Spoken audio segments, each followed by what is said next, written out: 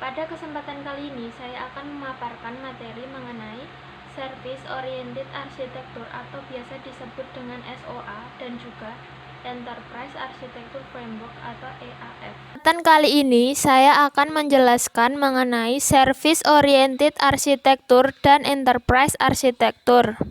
Service Oriented Architecture atau SOA atau biasa disebut dengan SOA adalah suatu gaya arsitektur sistem yang membuat dan menggunakan proses bisnis dalam bentuk paket layanan sepanjang siklus hidupnya. SOA juga mendefinisikan dan menentukan arsitektur IT yang dapat menunjang berbagai aplikasi untuk saling bertukar data dan berpartisipasi dalam proses bisnis. Pada dasarnya, SOA merupakan suatu konsep arsitektur yang dapat menyelesaikan permasalahan terkait transaksi data antar aplikasi yang dipresentasikan ke dalam bentuk service. SOA juga dapat menyederhanakan kompleksitas integrasi antar aplikasi di mana SOA berfungsi sebagai penyedia layanan untuk memenuhi kebutuhan transaksi antar aplikasi. Berikut ini ditampilkan secara khusus tentang proses dan abstraksi dalam SOA. Pada gambar tersebut dapat dilihat bahwa secara umum sistem yang terhubung dengan SOA terdiri dari sistem yang ada saat ini, sistem yang berhubungan dengan customer service, ERP, dan juga web. Dalam pendekatan di atas dapat disimpulkan bahwa web service komponen dan web service API akan terhubung dengan SOA abstraksi. Apa perlu adanya SOA? SOA muncul akibat kebutuhan komputasi yang semakin kompleks, tetapi pada saat yang sama muncul tuntutan tentang independensi dan keterkaitan yang rendah atau loose capping. Tidak semua kebutuhan komputasi dapat dipenuhi sendiri, sehingga terlalu berat dalam segi biaya. Yang kedua adalah independensi diperlukan karena seringkali sebagian fungsionalitas yang diperlukan berada di luar domain kendali pemakai. Ini ditampilkan mengenai bagaimana penerapan SOA dalam proses tiketing pada pesawat. Dengan adanya SOA memungkinkan proses bisnis di mana peserta dapat berkolaborasi secara virtual dengan model end-to-end. Yang kedua, SOA memungkinkan adanya natif dalam proses implementasi. Yang ketiga, SOA memungkinkan penggunaan kembali layanan yang sudah ada sebelumnya. Yang keempat, adanya SOA memungkinkan virtualisasi sumber daya bisnis. Dan yang terakhir, adanya SOA dapat memungkinkan persetujuan dari berbagai penyedia layanan atau provider. Berikut ini prinsip-prinsip SOA. Yang pertama, standaris service contract, di mana layanan mematuhi perjanjian komunikasi seperti yang didefinisikan secara kolektif oleh satu atau lebih deskripsi layanan dan dokumen terkait. Yang kedua, loose capping. Loose capping adalah layanan menjaga hubungan yang meminimalkan dependensi dan hanya mempertahankan kesadaran akan keberadaan satu sama lain. Yang ketiga adalah abstraksi. Abstraksi adalah melampaui apa yang dijelaskan dalam kontrak jasa, layanan, dan menyembunyikan logika dari dunia luar. Yang keempat adalah reusability. Reusability adalah logika yang dibagi menjadi layanan-layanan dengan tujuan mempromosikan penggunaan kembali. Yang kelima adalah autonomi. Autonomi adalah jasa memiliki kendali atas logika yang mereka encapsulate. Yang keenam, statelessness. Statelessness meminimalkan informasi yang tersisa spesifik untuk suatu kegiatan. Yang ketujuh, discoverability. Discoverability dirancang agar terlihat deskriptif sehingga mereka dapat ditemukan dan digunakan melalui mekanisme penemuan yang tersedia. Kedelapan, composability. Composability dapat dikoordinasikan dan dirakit untuk membentuk layanan komposit. Manfaat-manfaat SOA. Yang pertama adalah fleksibel. SOA mudah untuk dirubah-rubah sesuai dengan kebutuhan bisnis. Yang kedua, dapat digunakan kembali atau bersifat reusable. Yang ketiga, transparan. Operasional manajemen bersifat terbuka termasuk manajemen keamanan, performa layanan, dan optimasi modul. Yang keempat adalah keterbukaan. Layanan mudah untuk diperpanjang. Yang kelima, mudah dipahami. Cara kerja SOA. Berikut ini merupakan contoh kasus transaksi pembelian barang melalui internet. Dalam sistem IT, pengecer menerapkan sebuah SOA. Pembelian barang secara online ini akan memicu serangkaian transaksi lain yakni kartu kredit pelanggan yang diverifikasi, bagian pengiriman barang diberitahu, gudang diminta menyesuaikan persediaan barang, dan catatan-catatan pembukuan diperbarui. Transaksi tersebut berupa input informasi yang dikirim melalui sistem atau software berlainan, yang kadang tidak sesuai dan tidak bisa berhubungan satu sama lain. Namun dengan adanya teknologi SOA ini telah memungkinkan adanya sebuah infrastruktur yang dapat mendukung transaksi tersebut. Di sini saya akan menjelaskan mengenai Enterprise Architecture. Enterprise Architecture atau IA adalah penjelasan bagaimana sebuah organisasi merancang suatu sistem untuk mendukung kebutuhan bisnis dan teknologi dalam mewujudkan visi dan misi serta pencapaian yang ditarget. Mengapa ada IA? Munculnya IA diawali oleh dua hal.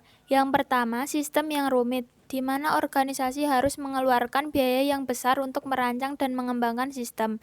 Yang kedua, adanya keselarasan bisnis dengan teknologi. Manfaat adanya IA. Keuntungan yang diperoleh jika menerapkan IA adalah perusahaan dapat membangun sebuah arsitektur enterprise untuk menemukan dan mengurangi pengulangan pada proses bisnis. Penyebab pengulangan ini dikarenakan pandangan organisasi yang berbeda-beda pada data atau proses bisnis. Yang selanjutnya adalah Enterprise Architecture Framework atau IAF. Sebelum kita ke definisi IAF, terlebih dahulu kita mengerti definisi framework. Framework adalah sebuah kerangka program yang digunakan developer untuk mengembangkan sistem secara konsisten. Kemudian Enterprise Architecture Framework. Enterprise Architecture Framework yaitu sebuah kerangka program yang membantu menentukan cara membuat dan menggunakan arsitektur perusahaan.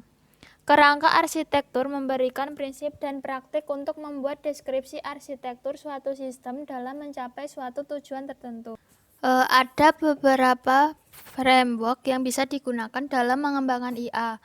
Menurut hasil survei dari Institute for Enterprise Architecture Development mengemukakan perbandingan jenis-jenis framework yang dapat digunakan dalam organisasi. Yang pertama adalah The Open Group Architecture Framework atau TOGAF adalah framework yang memberikan pendekatan komprehensif untuk merancang, merencanakan, melaksanakan, dan mengelola IA. TOGAF memiliki arsitektur development method yang merupakan metodologi yang terdiri dari beberapa tahapan untuk mengembangkan dan memelihara teknik arsitek dari organisasi, di mana ADM membentuk siklus iteratif untuk keseluruhan proses, antar dan tiap fase, sehingga pada tiap iterasi diambil sebuah keputusan baru yang dapat digunakan untuk menentukan luas cakupan enterprise, level kerincian, serta target waktu yang ingin dicapai. Yang kedua adalah Federal Enterprise Architecture Framework atau FEAF. FEAF diperkenalkan oleh Verdalarcio pada tahun 1999 untuk mengembangkan IA dalam berbagai federal agensi. Seperti yang ditunjukkan pada gambar, FEAF juga mendukung komponen IA yaitu arsitektur, bisnis, data, aplikasi, dan teknologi. Selain itu, FEAF telah mengadopsi 3 kolom utama dari zaman framework yang terdiri dari deskripsi data, deskripsi fungsi, dan deskripsi jaringan. Ketiga yaitu Treasury Enterprise Architecture Framework. TIAF merupakan generasi kedua dari Teknologi Information System Architecture Framework.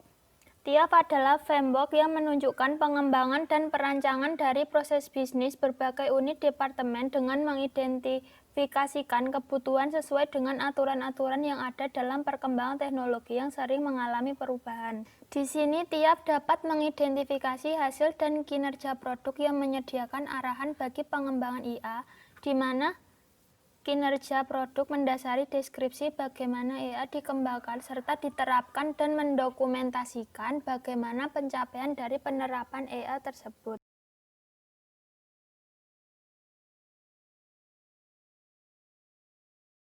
Zaman framework merupakan framework enterprise arsitektur untuk sebuah arsitektur enterprise, di mana framework tersebut memberikan sebuah cara formal dan sangat terstruktur untuk melihat dan mendefinisikan sebuah enterprise.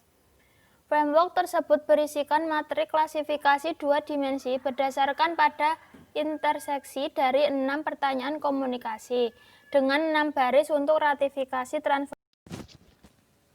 Berikut merupakan gambar dari framework zaman, di mana framework zaman memiliki fokus dan abstraksi, yakni yang pertama What. Kolom What menguraikan informasi mengenai organisasi yaitu data. Who, kolom Who disediakan untuk mendeskripsikan fungsionalitas dari sistem informasi seperti bagaimana sebuah organisasi bekerja, bagaimana mengelola data yang akan digunakan sebagai uraian proses input atau output, dan lain-lain. Kemudian yang ketiga Where. Kolom Where menunjukkan lokasi kerja dari organisasi. Yang keempat Who. Kolom Who membahas mengenai alokasi sumber daya manusia serta struktur dan tanggung jawab dalam organisasi. Kemudian yang kelima adalah When. When adalah digunakan untuk merancang setiap event yang memiliki relasi dalam membangun kriteria kinerja dan tingkat kualitatif untuk sumber daya organisasi. Yang terakhir ada Why. Why menguraikan tentang motivasi tujuan akhir yang ingin dicapai peserta strategi yang digunakan dalam organisasi.